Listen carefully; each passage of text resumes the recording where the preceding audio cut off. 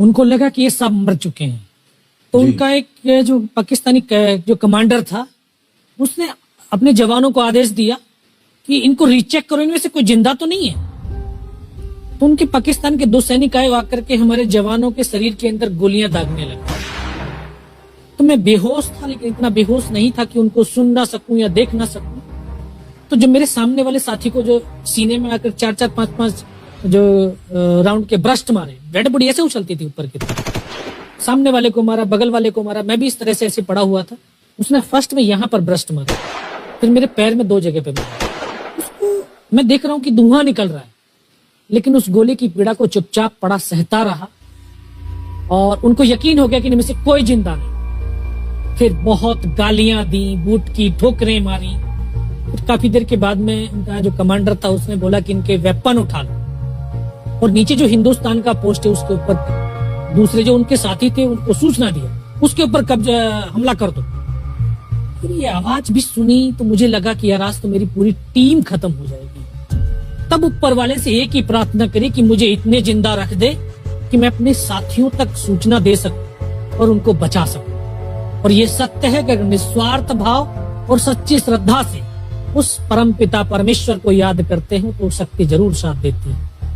दोबारा से उसके साथी आए, पाकिस्तान के सैनिक आए और हमारे जवानों के शरीर के अंदर गोलियां दागने लगे। उन्होंने फिर उसी रोटेशन से गोली मारी, फिर भी मेरी बाजू में, पैर में गोली मारी। और तब तक एक विश्वास भी मैंने पैदा कर लिया था कि अगर इसने सर और सीने में गोली नहीं मारी, चाहे मेरा हाथ पैर दोनों ही काट करके ले जाए, मैं उफ तक नहीं करूंगा और मैं जिंदा रहूंगा। मैं उस विश्वास की बदौलत आज आपके सम्मुख भी बैठा हूं। उसने आकर के दोबारा से गोली मारी, पर जब 1 कदम आगे गया तो उसने राइफल मेरी सीने की तरफ तानी। तब मुझे लगा यार अब नहीं बचूंगा। लेकिन कहते हैं कि जाको राखे साइयां मार सके ना कोई। और ये इस देश को हम भारत माँ बोलते हैं। जब तो बच्चे थे एहसास नहीं था, आज पता चलता है इसको माँ क्यों बोलते हैं, क्योंकि ये भारत माँ जैसा दायित्व और कर्तव्य का निर्वाह भी करती है। ये अपने बेटों की वीरता, शौर्य और पराक्रम को कभी दफन नहीं होने देती है। वाह क्या बात। तो शायद इस माँ भारती ने मुझे चुना होगा कि उसके बेटों ने जो शौर्य, वीरता और पराक्रम दिखाया उसको दुनिया तक पहुंचा सकूं। जब उसने गोली चलाई तो यहाँ पर पर्स में 5-5 रुपए के कुछ सिक्के भी थे।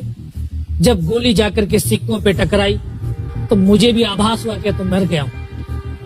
पाकिस्तान का दूसरा सैनिक आया, उसने आकर के मेरा AK-47 उठाया और वापस मुड़ा तो उसका पैर मेरे पैर से टकराया हो। तब मुझे लगा कि यार मैं तो जिंदा हूं। तब मेरे पास एक हैंडग्रेड था, मैंने उसको पिन निकाली और उसको ऊपर ऐसे फेंका तो कोट के अंदर हुड लगे हुए, हुड के अंदर वो गिरा जी। मुझे तुरंत पीछे की तरफ मुड़ के देखा, पीछे तो कोई मूवमेंट था नहीं। तो जब तक वो ग्रेनेड को निकाल पाता ग्रेनेड फट गया, यहाँ से उसका पूरा सर उड़ा और वो हमारे ऊपर आकर के गिरा। जो पाकिस्तान के दूसरे सैनिक थे उनमें खलबली मची कि इनमें से कोई जिंदा है, कुछ बोले जिंदा नहीं, नीचे से रिइंफोर्समेंट आ गई है। तो उनमें खलबली मची। मेरा पास वही एक मौका था, मैंने दोनों हाथों से उसकी राइफल को उठाने की कोशिश करी, ये हाथ हिला नहीं। एक हाथ से राइफल उठाई, वहां से ब्रस्ट फायरिंग किया, 4-5 पाकिस्तानी सैनिकों को मौत की नींद सुला दी। फिर बाएं हाथ से पलटा खाया, दूसरे पत्थर से 3-4 जगह से फायरिंग किया। वो जो उनका मोमेंटम था, जो हौसले थे, परस्त हो चुके थे, वो भाग खड़े। 2-3 मीटर गया, जाके देखता हूँ सामने उनके लंगर चल रहे हैं, उनका लिविंग टेंट बना हुआ, उनके जो हैवी वेपन का डिप्लॉयमेंट था वो सब कुछ वहां पे लगा हुआ। उस समय जहन के अंदर एक ही पागलपन था, अपने साथियों को बचाना। फिर मैं वापस धीरे धीरे रेंगता हुआ अपने साथियों तक आया। फिर मुझे लगा कि इनमें से हो सकता है मेरी तरह कोई साथी होगा, जिंदा होगा। उनको देखा, किसी का सर फटा हुआ था, किसी के फेफड़े निकले हुए थे। बहुत देर बैठकर रोया भी, फिर अपने आप को संभाला। चारों तरफ बर्फ ही बर्फ, पहाड़ी पहाड़। ये भी पता नहीं कि हिंदुस्तान किधर है, पाकिस्तान किधर है। 2.5 साल की सर्विस, 19 साल की उम्र, न उम्र का तजुर्बा न सर्विस का अनुभव, जाऊं तो जाऊं कहां। तभी एक ऐसी शक्ति थी जो साथ दे रही थी।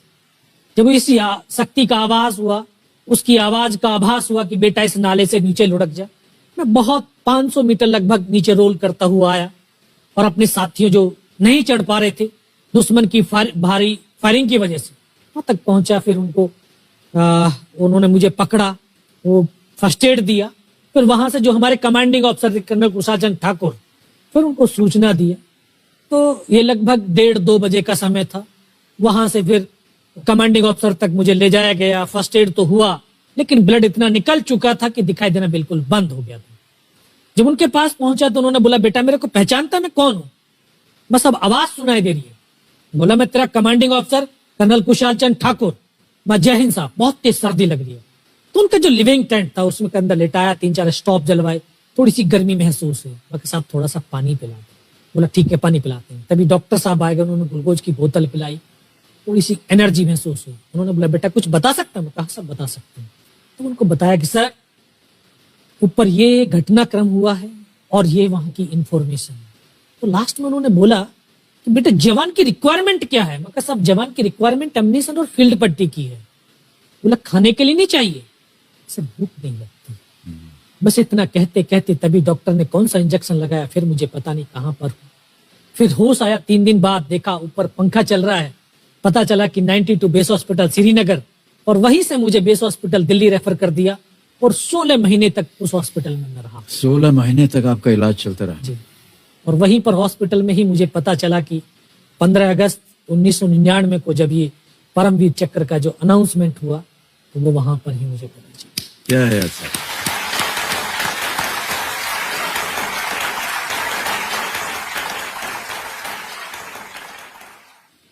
सर हमको यकीन नहीं होता कि कोई भी इंसान जब ऐसी परिस्थितियों से गुजरता है तो उसका बयान कैसे कर सकता है, लेकिन ये आपने अपनी बहादुरी का एक परचम जो है वो फैला दिया है। 15-15 गोलियां आपने खाई हुई अपने शरीर में और सोच रहे हैं आप केवल देश के बारे में, सर देशभक्ति के बारे में। सैनिक के लिए सैनिक इंपॉर्टेंट नहीं है, उसका राष्ट्र इंपॉर्टेंट है। वो रहे ना रहे लेकिन उसका राष्ट्र रहना चाहिए। क्या बात है, वाह वाह।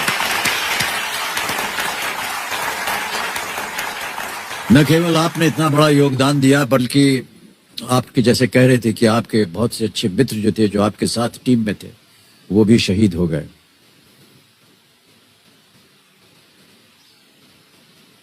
कठिन है सर बहुत इस चीज को दोहराना, इस चीज को आपके मुख से सुनना। अद्भुत है सर, अद्भुत है।